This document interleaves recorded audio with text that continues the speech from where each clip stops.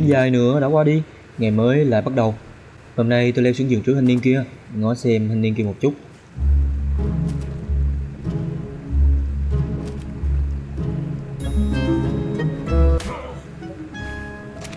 Rồi lại đi sang lục tủ lạnh để tìm kiếm chút bình nướng. Xong hết rồi thì bước ra ngoài cửa, chạy đi thăm những con phố xung quanh.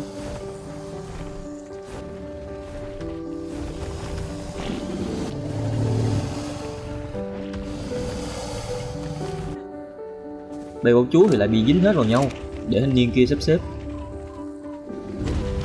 Lưỡng con thì cũng đã trưởng thành rồi, nhưng tiếc là tôi đã không kịp chăm sóc nó nên không nhận được hiệu ứng tăng 30%. Cố gọi bầy bọn chúa nhưng nó bị kẹt cứng không bước ra được.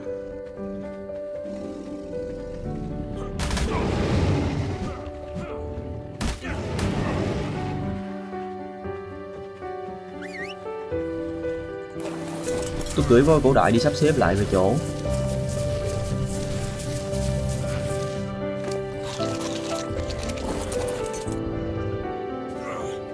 Có thông báo của Parasol tôi cũng chạy ra xem. Dạo này có nhiều khủng long nhỏ ghê. Cầm nó bắn hạ nó rồi trở lại vào trong. Buổi sáng thì khá là mát mẻ nên vẫn còn chạy lanh quanh.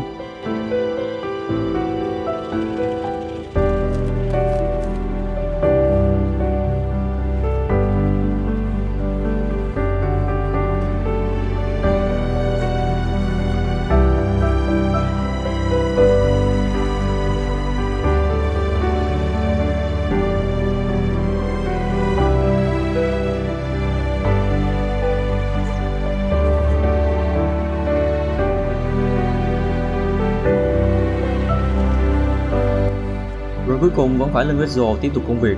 Bay đến cây cầu lỡ dở từ hôm qua, bây giờ mới được nhìn trực tiếp một cách rõ ràng nhất. Bắt tay vào công việc, lát sàn kéo dài mở rộng ra một chút. Leo trở lại lên Vessel rồi nhảy luôn xuống nước. Mặc áo lặn vào để cấp dưỡng khí. Cắm thêm trụ nối dài lên để đỡ công trình.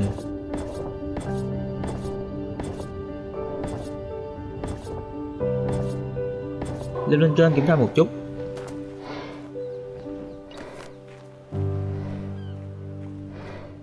Rồi cũng nhảy xuống lại để nối tiếp trụ đỡ lên trên.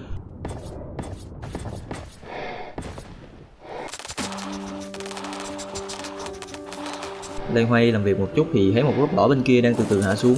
Tôi đứng trên yên lệnh cho Whistle bay đi.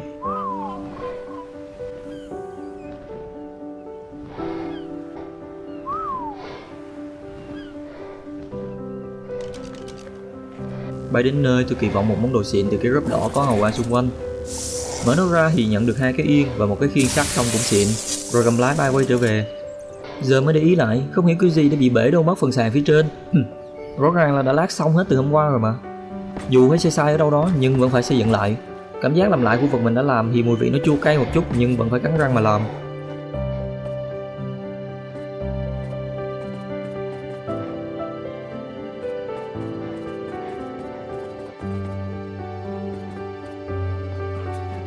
Quay lại lắp nốt phần lan can bị chặn dở gốc cây nơi sẽ là nhà của tôi.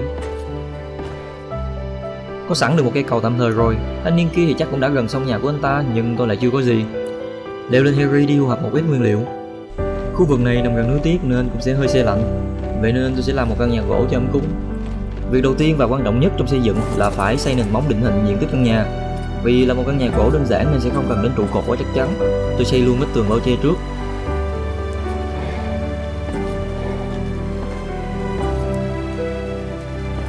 Lắp khung cửa rồi lắp vách tam giác làm đầu hồi.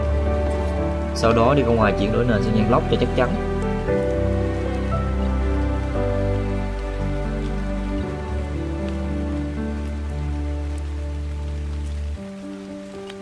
Cuối cùng là lắp mái che phần hô của căn nhà. Lắp lan can chặn lại rồi lắp thêm một cái hang lên xuống trước cửa nhà. Cắm thêm cái đuốc bật lửa lên cho ấm cúng.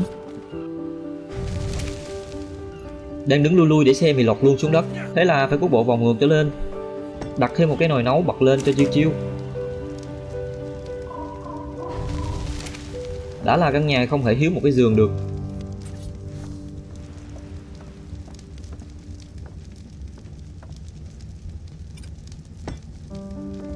Vẫn còn thấy quá trống trải, như thiếu một cái gì đó. Bên đây sẽ trồng một số loại cây cảnh để còn thư giãn.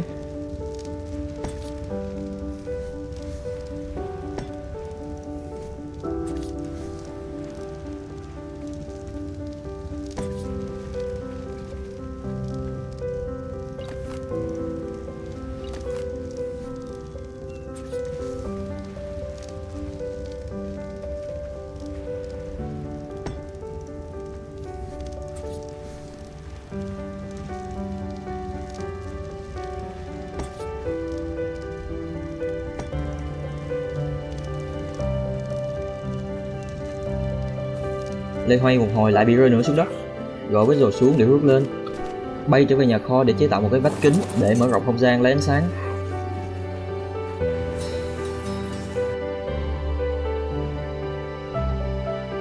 Đặt một cái khung cửa gỗ trước rồi đặt cái vách kính vào trong, mà cứ mỗi lần đặt vách kính thì cái khung cửa bị phá hủy. Cứ loay hoay kiên trì liên tục đặt ra rồi lại tháo dỡ, cuối cùng chấp nhận là như vậy đi. Giải lao chút xíu, cử với rồi bay sang nhà thanh niên kia xem tiến độ xây dựng đã tới đâu rồi. Có vẻ như thanh niên kia đã kéo một hệ cột lên tầng trên. Tôi cũng quay trở về, ghé ngang gia đình nhà voi cũng với chân gấp luôn một con mang đi. Nhúng sờ xuống nước, nhìn cái kỹ năng phun nước của nó, tôi nghĩ là có thể sử dụng để tưới tiêu cho cây trồng. Cưỡi nó tiến lên phía mấy cái luống cây, rống lên phun nước văng tè le. Tôi leo xuống để kiểm tra thì trong cái chậu đầu tiên cũng có được một ít nước. Tôi cũng bỏ thêm gói phân bón xịn lấy từ con bò hung đang ở trong nhà. Leo lên Harry cưỡi ra bụi cây để thu thập tìm chút hạt giống. Hình như không được hiệu quả lắm, tôi đổi sang cưỡi voi để đi thu thập. Cũng thu được nhiều loại hạt hơn một chút. Đem hạt bỏ vào trong chậu. Tôi đang trồng hạt của cây cam quýt gì đó và cây bụi Nacoberry. Thấy sử dụng voi tưới tiêu không hiệu quả lắm, tôi cũng xây luôn một hệ thống ống nước tưới tiêu chuyên dụng. Lắp đặt nó ống nước dài xuống, sử dụng Whistle để dễ dàng xây dựng, kéo ống nước xuống lấy nước để cung cấp cho cây trồng. Thiếu đá để chế tạo ống, tôi chạy tìm tảng đá to để đập thu thập thêm, chơi ống đem trở về.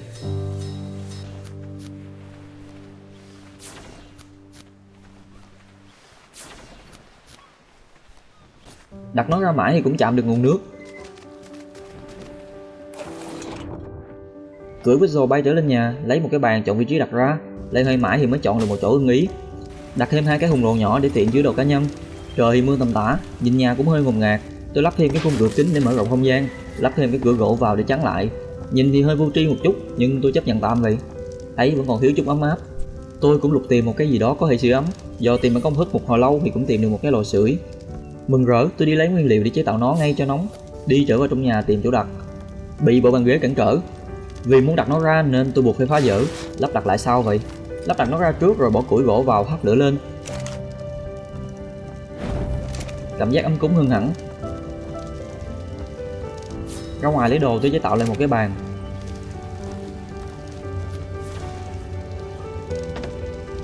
Đem vào trong đặt ra gần ngay cửa ra vào. Cảm giác thì có vẻ là hơi chật chội, nhưng tôi không nghĩ vậy. Với một nơi chỉ để nghỉ ngơi thì tôi cần một chút gì đó ấm cúng, chứ không phải là một không gian to đến mức lạc lõng.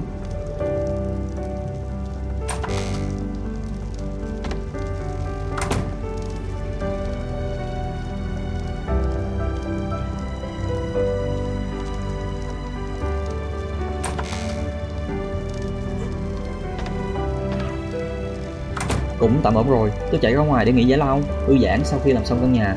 Thanh niên kia thì chắc cũng đã xây xong rồi nên rảnh rỗi chạy lông nhông.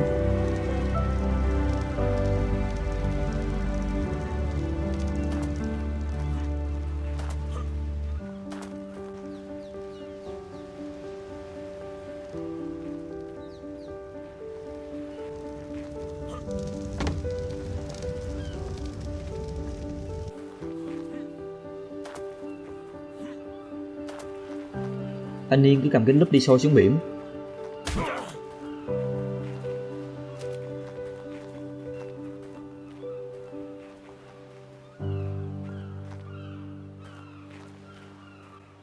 Thế lạ, tôi cũng bắt chước thanh niên kia lấy kính lúp ra soi.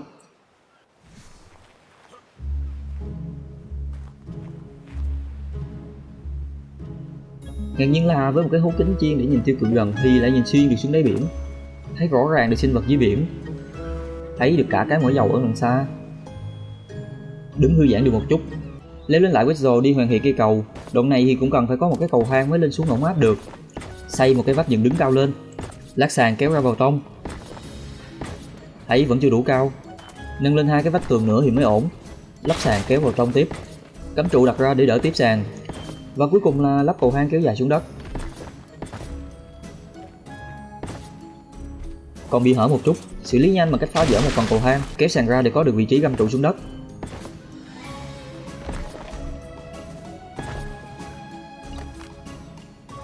Và lắp cái cầu thang cuối cùng đặt ra cho sát đất.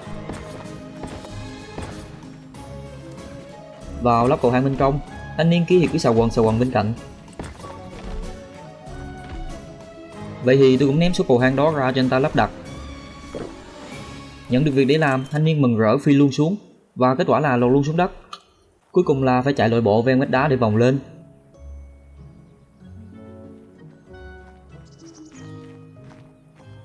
Anh ta bắt đầu công việc của anh ta, còn tôi thì dầm mưa để lắp lan can cho cây cầu.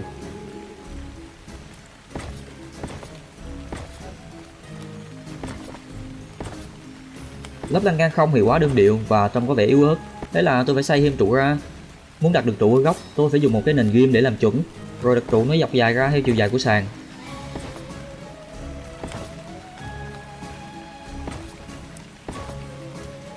Làm lại tương tự với bên kia, phải phá vỡ cái lan can ngay đó mới có thể đặt được trụ.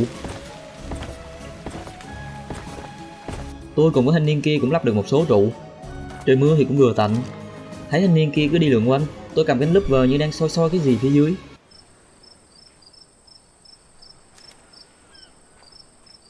Biết ngay là thanh niên kia tò mò mà. Thanh niên kia cũng mò đến và cầm kính lúp soi. Tôi nhẹ nhàng lùi lại về phía sau, rồi đập cho 2 cái, thanh niên kia bay luôn xuống dưới. Cũng chính thanh niên đó đã dạy tôi là kính lúp cũng có thể dùng để đập mà. Một lúc sau, thanh niên kia cũng chạy lên được lại phía trên cầu. Trời cũng đã chiều tà, sẽ nhanh tối đến nơi thôi. Tôi cũng chạy trở về chỗ bình yên của tôi.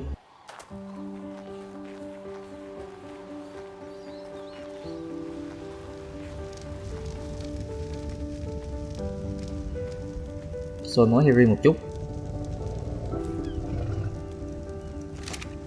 rồi sang cửa con voi đang đứng ở đằng kia, di chuyển tiến lên ra phía trước đồi.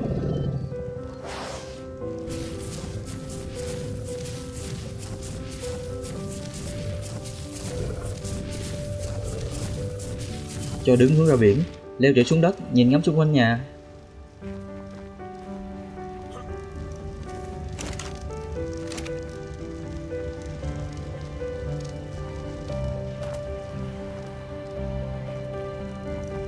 Trở vào trong mở cửa, bước vào trong.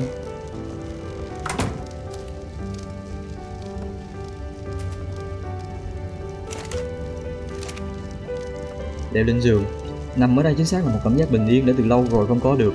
Không bị làm phiền bởi tiếng máy móc, cũng không bị ồn ào bởi tiếng động vật gần đấy. Chỉ còn lại tiếng lửa ríu rít, một cú ấm áp cuối ngày. Một ngày nữa đã kết thúc. Chúc ngủ ngon.